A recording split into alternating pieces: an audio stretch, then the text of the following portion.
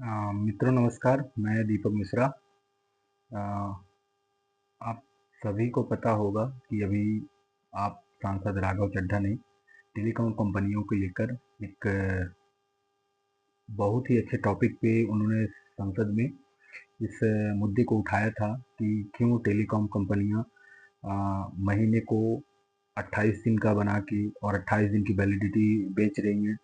फिर दूसरा, जिस अगर किसी एक बंदे को केवल इनकमिंग कॉल के लिए चाहिए, उसको नेट नहीं चलाना है, उसको किसी भी प्रकार से अदर कुछ यूज नहीं करना है, तो उस कंडीशन में क्यों उसको इनकमिंग कॉल के लिए एक छोटे से अमाउंट का रिचार्ज की सुविधा नहीं दी जाती है। अब यही घटना मेरे साथ हुई। अ, मेरा एक नंबर था जो वोडा आइडिया में चल रहा था। मुझे नेटवर्क का इशू होता था, जिसके कारण मैं जियो में पोर्ट करना चाहता था। अब बात हुई कि जिस दिन मेरा रिचार्ज ख़त्म होने वाला था, तो मैंने उसी दिन मॉर्निंग में पोर्ट आउट का मैसेज डाला और रिटेलर के पास जाके पोर्ट आउट करवा लिया। उसके बाद मेरे पास कंपनी से कॉल आता है। पहले तो कई बार मैसेज आते हैं कि फॉर कैंसिल योर पोर्ट, आप इस नंबर पे कैंसिल लिख के भेज दीजिए, जैसे हम पोर्ट के लिए मैसेज करते हैं सेम प्रोसेस में। तो मैंने इग्नोर कर दिया। उसके बाद मेरे पास एक कॉल आता है। उनका कहना है, वो मेरे को बोलता है कि सर, आपने पोर्ट का मैसेज भेजा है, हम जियो ऑफिस से बोल रहे हैं, जबकि नंबर कॉल करने वाले नंबर पे VI केयर लिखा रहता है ट्रू कॉलर में। उसके बाद उन्होंने बोला, हम जियो ऑफिस से बोल रहे हैं, आपने पोर्ट आउट की रिक्वेस्ट डाली है, जब तक आप हम हमें एक मैसेज हम आपको लिख के दे रहे हैं, आप उसको इस नंबर पे 1900 पे मैसेज करिए और उसके बाद ही आपका रजिस्ट्रेशन होगा, अन्यथा वो रजिस्ट्रेशन कैंसिल हो जाएगा। तो मैंने उनको बताया कि देखिए, इतना तो पढ़ा लिखा हूँ मैं कि मैं जानता हूँ कि मेरे को पोर्ट आउट रिक्वेस्ट के बाद कोई भी अदर फॉर्मेलिटी नहीं करनी होती है। ये 12 बजे की घटना थी। सुबह 10 बजे मैंने पोर्ट आउट का प्रोसेस कंप्लीट किया था।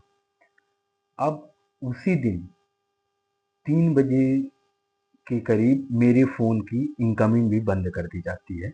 12-1 बजे के करीब रिचार्ज खत्म हुआ, जिससे मेरी आउटगोइंग बंद हुई। मुझे समझ आता है कि रिचार्ज खत्म होने के बाद आउटगोइंग बंद हो गई। लेकिन 4 बजे समथिंग आउटगोइंग बंद कर दी जाती है, जबकि नियम ये कहता है और मैंने देखा भी है कि आपका रिचार्ज खत्म होने के बाद 3 या 4 दिन तक आपकी इनकमिंग चालू रहती है।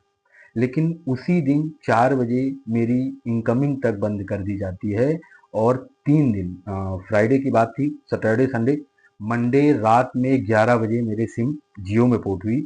तो 3 दिन मेरा सिम बंद रहा, जबकि मैं एक पत्रकार होने के नाते मेरे पास बहुत सारे कॉल आती हैं, लेकिन केवल कंपनी की ये जो हेरा-फेरी है, मैं इसमें VI को ही नाम लेके बोल रहा हूँ, वोडा आइडिया, जिन्होंने मेरे साथ ये किया। आपने बिना प्रोसेस के सेम डे जिस दिन मेरा रिचार्ज खत्म होता है, उसी दिन आपने मेरा इनकमिंग तक बंद कर दिया, जो कि ये सरासर गलत है और जनता के साथ हो रही लूट है। जब इनको पता चला कि मैं पोर्ट आउट रिक्वेस्ट कैंसिल नहीं करने वाला हूँ, तो इन्होंने मेरी इनकमिंग तक बंद कर दी। अब इस मुद्दे इसी जैसे जो अत्याचार चल रहा है, एक इस प्रकार ऐसी घटनाओं को अत्याचार ही बोलेंगे, क्योंकि ये पूरी तरह से जो कंपनियों की मनमर्जी हो रही है वो कर रही हैं। आपको पता होगा, ट्राई के बहुत सारे ऐसे नियम हैं जो ये कहते हैं कि कॉल ड्रॉप, कॉल इंगेज, और जो बीच बीच में आवाज़ नहीं आती है, आप किसी से बात करें बीच बीच में आवाज़ नहीं आती, ये सब चीज़ें नहीं होनी चाहिए। क्वालिटी अगर आप ट्राई के नियम पढ़ोगे, तो सभी टेलीकॉम ऑपरेटर्स के लिए ये नियम है कि ये सब प्रॉब्लम नहीं आनी चाहिए। लेकिन आप सबको पता है कि एक कॉल को कंप्लीट करने में 2 या 3 बार कॉल करना पड़ता है और बीच में बहुत सारी ऐसे समय आते हैं जब हमें सामने वाले की आवाज़ नहीं आती है या हमें उनकी आवाज़ नहीं आती है। जबकि हम 300 हो, 400 हो या 3 मंथ का पैक हो, हम रिचार्ज करते हैं और उसके बाद हम अपना इंटरनेट या फिर कॉलिंग यूज़ करते हैं। लेकिन स्थिति चाहे वो जियो हो, चाहे वोडा आइडिया हो, चाहे एयरटेल हो, सबकी एक ही जैसी है। जिस जिस मामले को लेके राघव चड्ढा ने सदन में इस बात को उठाया है।